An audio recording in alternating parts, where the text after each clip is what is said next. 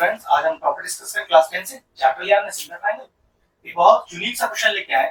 ऐसा तो नहीं कह सकता कि बोर्ड एग्जाम में श्योर है आएगा ही आएगा, लेकिन अगर ये क्वेश्चन बोर्ड एग्जाम में आया तो ये आपके हाथ का करा हुआ क्वेश्चन होना चाहिए।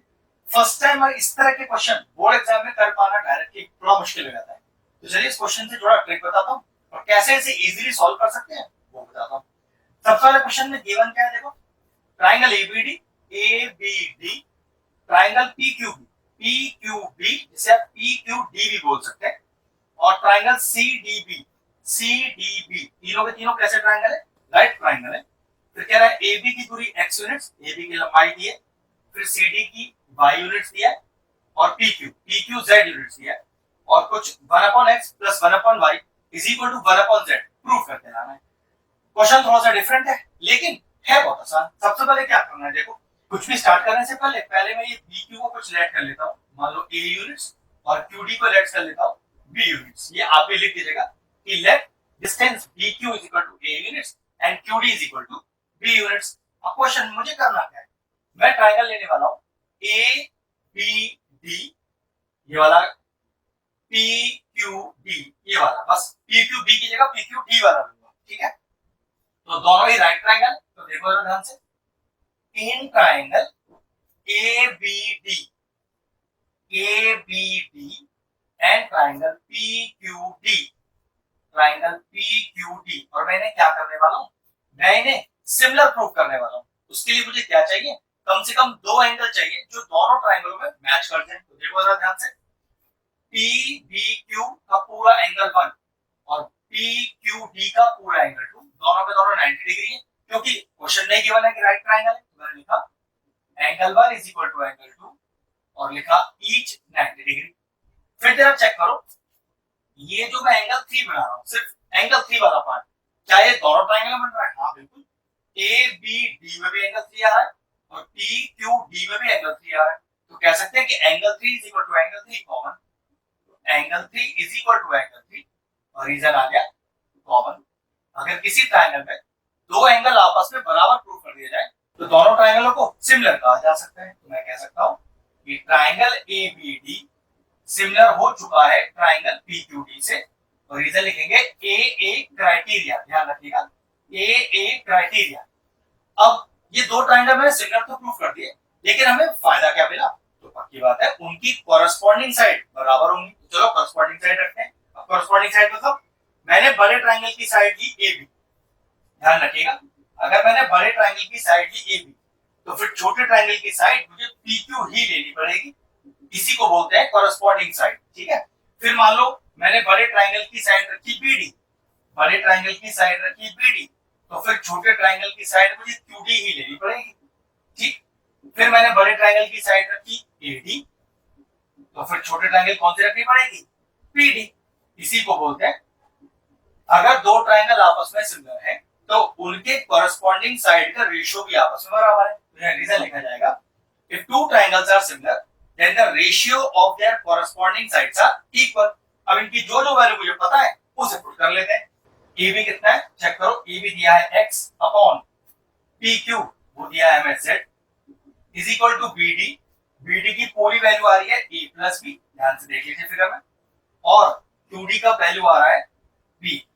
ये वाला हिस्सा हमें क्वेश्चन में दिया ही नहीं है और ना ही मुझे इसकी रिक्वायरमेंट है, लेकिन इस स्टेप के बाद अब एक स्टेप याद रखना है, मुझे ये A + B डिनोमिनेटर में चाहिए। तो क्या करूंगा, रेसिप्रोकल ऑन बोथ साइड्स। तो मैंने लिखा रेसिप्रोकल ऑन बोथ साइड्स, तो रेसिप्रोकल करूंगा तो कितना आ जाएगा, ये आ जाएगा z/x = b/a + b, और इक्वेशन 1 मान के इसे छोड़ दीजिए थोड़ी देर के लिए। और ये रेसिप्रोकल भी क्यों किया गया, इसका रीजन भी आगे आपको खुद समझ में आ जाएगा। चलिए अब दूसरा पेयर लेते हैं ट्रायंगल जो सिमिलर करना है। अब लेंगे हम CDB PQB, ऑलरेडी दोनों राइट ट्रायंगल ही है लेकिन प्रूफ है सिमिलर फिर करना पड़ेगा। तो चलिए in triangle CDB and triangle PQB फिर से दो ऐसे एंगल ढूंढिए जो दोनों में कॉमन हो। तो बिल्कुल सेम जैसे अभी ये हमने सिमिलरिटी की है, सेम ऐसे इधर होगी। वो कैसे, देखो जो एंगल CDB मतलब इस पूरे को मैं 4 मान लूं, पूरा बड़ा वाला, 5 मान लो, तो देखिए 4 और 5, angle 4 is equal to angle 5। वैसे दोनों के दोनों राइट एंगल ही दिए हुए हैं, राइट ट्रायंगल है ना, तो दिक्कत ही नहीं है। लिखा मैंने ईच 90 डिग्री। फिर जरा चेक करो ध्यान से, ये जो एंगल 6 है, क्या ये दोनों ट्रायंगल में कॉमन है? चेक करो, जब मैं सी डी बी लूंगा तब पीछे आएगा, और पी क्यू बी लूंगा तब पीछे आएगा। तो angle 6 is equal to angle 6 common. मैंने कहा था यहाँ पर सिमिलैरिटी बिल्कुल उस तरह से होगी जैसे आपने यहाँ की है, फर्क ही नहीं पड़ा, बिल्कुल सेम। तो दो एंगल हमें बराबर मिल गए, कह सकते हैं कि triangle C D B similar to triangle P Q B. और रीजन क्या रहेगा? सेम, ए क्राइटेरिया, पूरा लिखना है ए क्राइटेरिया।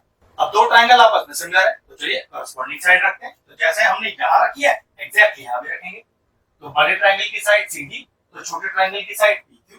तो देखिए C D upon P Q. फिर बड़े ट्रायंगल का बेस बी डी, तो छोटे ट्रायंगल का बेस पी क्यू, तो B D upon P Q. फिर बड़े ट्रायंगल की साइड सी बी, तो छोटे ट्रायंगल की पी बी, बिल्कुल सेम जैसे हमने यहाँ रखा है। ये हो गया सी बी और अपॉन ये हो गया पी बी। रीजन क्या लिखेंगे? If two triangles are similar, then the ratio of their corresponding sides are equal. जो रीजन यहाँ लिखा गया था।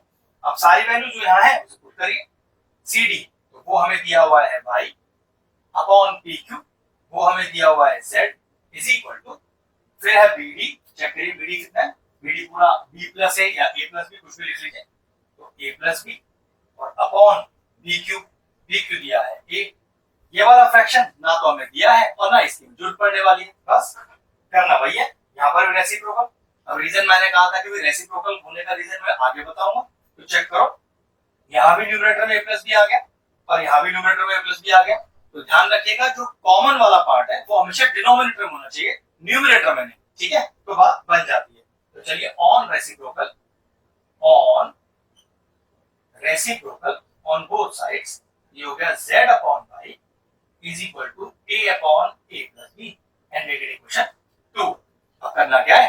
कुछ नहीं करना, बस दोनों इक्वेशन को ऐड करना है, आंसर अपने आप आ जाएगा। तो चलिए दोनों इक्वेशन ऐड कर लेते हैं। तो मैंने लिखा एडिंग इक्वेशन 1 एंड 2। तो एलएचएस से एलएचएस को जोड़ दीजिए, आरएचएस से आरएचएस को जोड़ दीजिए। तो दोनों का एलएचएस जोड़िए, तो z अपॉन x, और इसका एलएचएस कितना है?